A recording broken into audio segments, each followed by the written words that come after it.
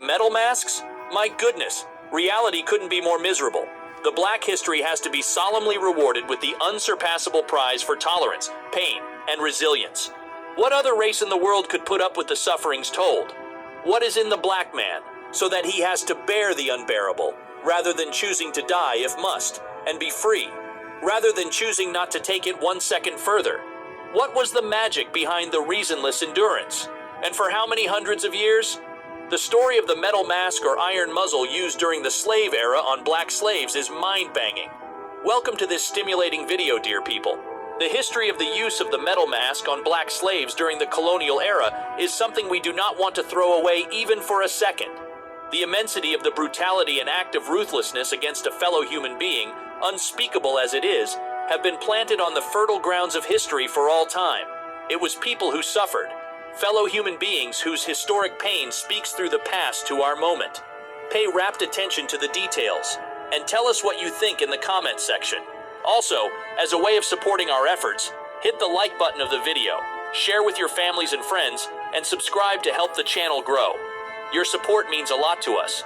As we all should already know, the application of the iron muzzle could only be logical when used on wild animals, as it is meant to serve as a safety measure for both the animal and the one handling it. The iron muzzle is commonly used in situations where a potentially aggressive or dangerous animal needs to be restrained in cases such as keeping strangers safe, medical treatment, transportation, or other reasons. The muzzle helps prevent the animal from biting or injuring people while allowing necessary procedures to be carried out. But however, at some point during the dark era of slavery, the ever-increasing cruel desire in the colonial masters to exert control and dominance over their subjects had taken an entirely different level, which led to the implementation of various brutal techniques. One of the most horrifying methods employed was the use of the iron muzzle, or, as it is also called, the metal mask. These masks served multiple purposes, all aimed at subduing and dehumanizing Black slaves. The metal masks were used to prevent slaves from eating fruits, chanting spiritual songs, teaching local dialects, and as a means of punishment by starvation. To begin with, the metal masks were utilized to prevent slaves from indulging in the fruits grown on the plantations. Slaves were expected to work tirelessly in the agricultural fields, harvesting crops such as apples, pineapples, oranges, cashews, bananas, plantains, and sugarcane, to name a few. The mask, made of sturdy metal, effectively blocked the mouth, preventing slaves from consuming the fruits they had labored to cultivate. This intentional criminal deprivation further undermined the already minimal nutrition given to slaves, leaving them malnourished and physically weakened. Furthermore, the utilization of metal masks aimed to suppress the spiritual songs of African slaves. These songs not only provided solace and a sense of unity, but also sometimes fueled resistance and rebellion against their oppressors. Slave masters feared the power of these songs, as they instilled a sense of identity and strength in those seeking liberation. By silencing these spiritual chants, slave masters attempted to strip away the culture and heritage of the enslaved individuals, extinguishing any hope for freedom and autonomy. In addition to suppressing spiritual songs, the metal masks were used to prevent slaves from teaching their native languages to their children. Colonial masters sought to erase the African dialects and replace them with foreign languages, mainly those of the oppressors. By denying slaves the ability to pass on their languages to future generations, slave masters aimed to sever the ties between the African heritage and the enslaved community. This systematic destruction of local dialects sought to further marginalize and disempower slaves, leaving them isolated and detached from their roots. Further speaking, metal masks served as a method of punishment by starvation in the slave camps. Slaves who were deemed unruly or disobedient, as you would find later in this video, were subjected to this harsh penalty. The metal mask would effectively seal off the mouth, rendering the individual unable to eat or drink.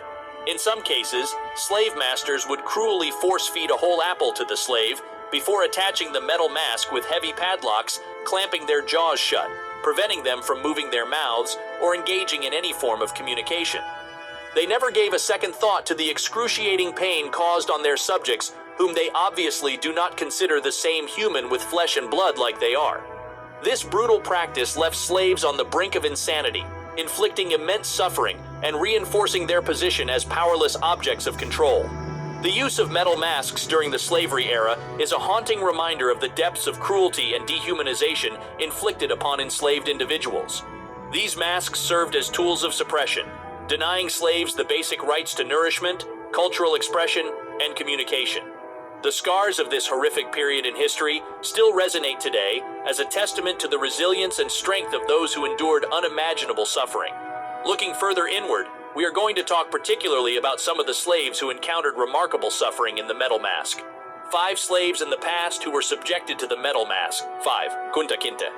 One of the most famous examples of slaves who were victims of the metal mask is the case of Kunta Kinte, the protagonist of the novel Roots, the Saga of an American Family, by Alex Haley. Kunta Kinte's story as a slave is a heart-wrenching saga of unimaginable suffering and unyielding strength. Born in Gambia, Africa, the Mandinka man was ripped from his homeland, family, and culture, and thrusted into the brutal world of American slavery. The hardships he endured were a testament to the cruelty of the institution and the human spirit's ability to endure. It began in the year 1767. Taken unawares, slave traders had attacked his village, tearing him from his family and freedom. Captured, shackled, and thrown onto a ship like cargo, Kinte and fellow Gambians had been transported across the Atlantic through a most torturous voyage to the shores of the United States, where Kinte was sold to a plantation owner in Virginia in the year 1768. While a captive, Kunta Kinte would neither speak English nor learn the ways of his enslavers. He had also refused to bear the slave name given him by his master, preferring his original name.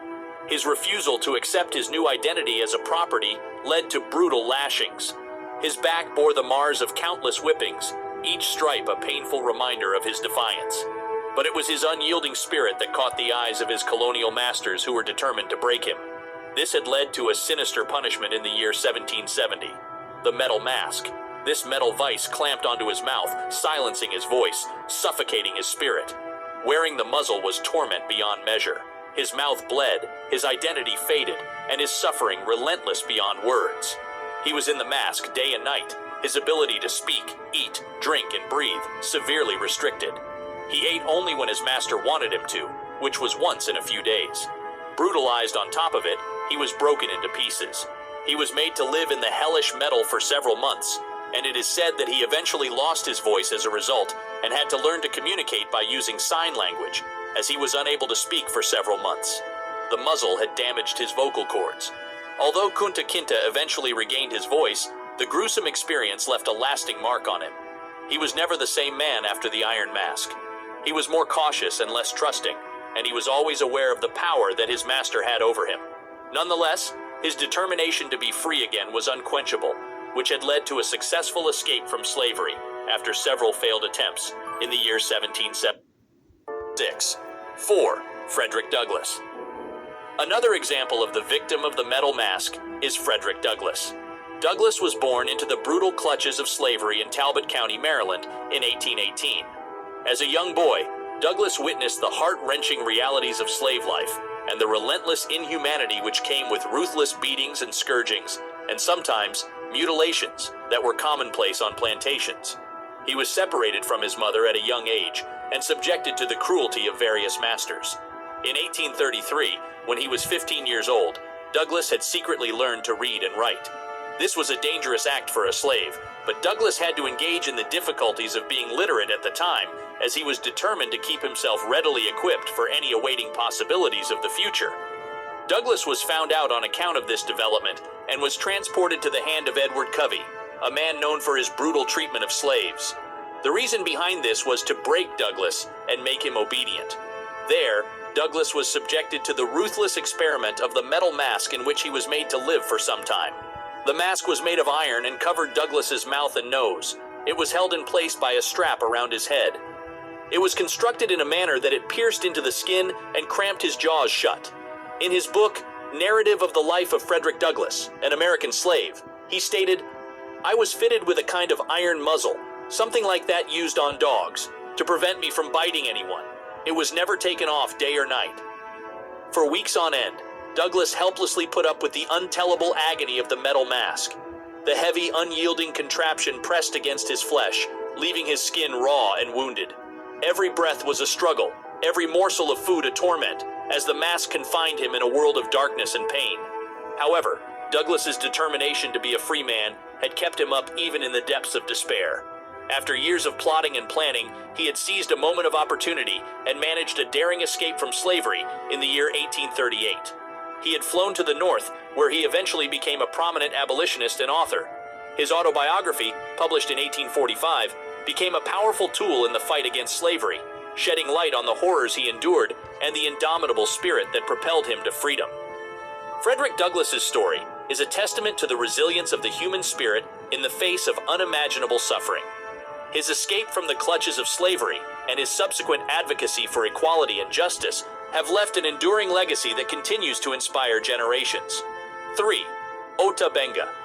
One of the most famous examples of a slave who was put in a metal mask is the case of Otabenga.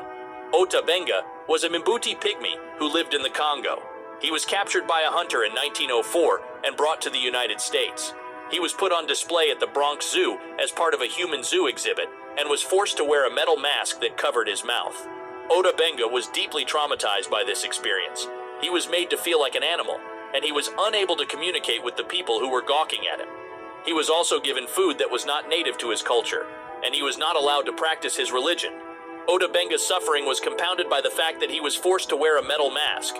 The mask prevented him from speaking, eating, and drinking normally. It also made it difficult for him to breathe.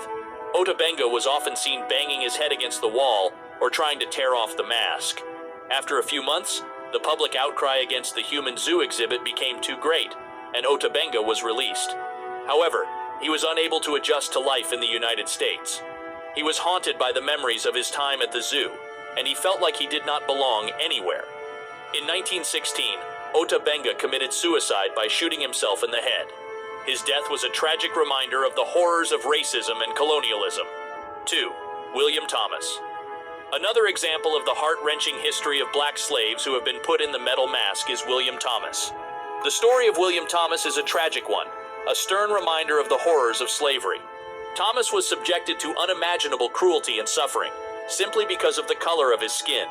William Thomas was a slave who lived in Virginia. He was captured by his master in 1831 and escaped. He was recaptured and put in a mask that covered his entire face, except for his eyes and nose. The mask was designed to make it impossible for Thomas to speak or eat, and he was forced to wear it for several months. Thomas was kept in a cage in his master's barn. He was not allowed to speak to anyone, and he was fed only scraps of food. He was also beaten and tortured regularly, even forced to work long hours in dangerous conditions. One day, Thomas was able to break free from the cage and run away. He was eventually recaptured, but this time he was put in a different mask. This mask was made of iron and was much heavier than the first.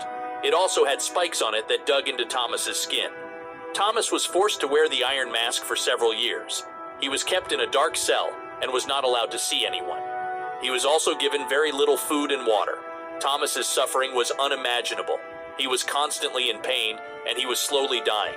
He eventually lost his mind, and he began to hallucinate. While he was known to be hallucinating, he was not tended to, rather was subjected to physical and psychological abuse. In the year 1836, Thomas was known to have died in his cell. His body was never found. 1. Gabriel Prosser. Gabriel Prosser was born a slave in the year 1775 in Henrico County, Virginia, on a plantation owned by Thomas Prosser. He was a skilled blacksmith and a literate man, which was unusual for a slave. Prosser had become increasingly frustrated with the harsh conditions of slavery and the injustices he saw around him. He was inspired by the ideals of the Haitian Revolution and the French Revolution, and he believed that enslaved people should be free. In 1800, he planned a rebellion against the white slaveholders in Virginia. The rebellion was to take place on the night of August 30th that year. Prosser had recruited over 100 slaves in preparation who planned to attack Richmond on that night.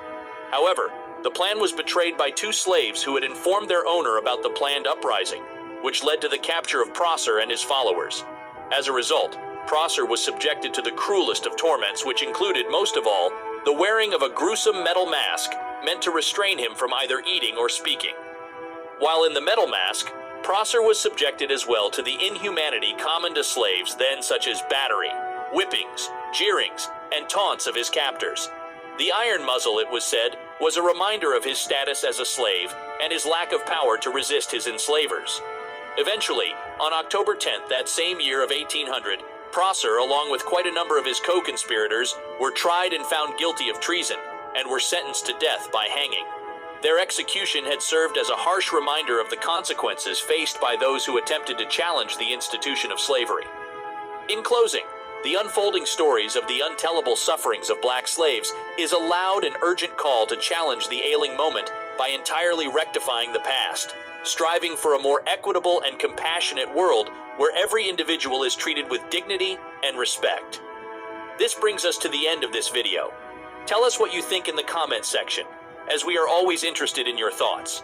Also, it is of utmost importance to us that you bolster our efforts by pressing the like button in front of you, and also share with families and friends. And to crown it all, subscribe to stay with us if you are yet to. Thank you for watching.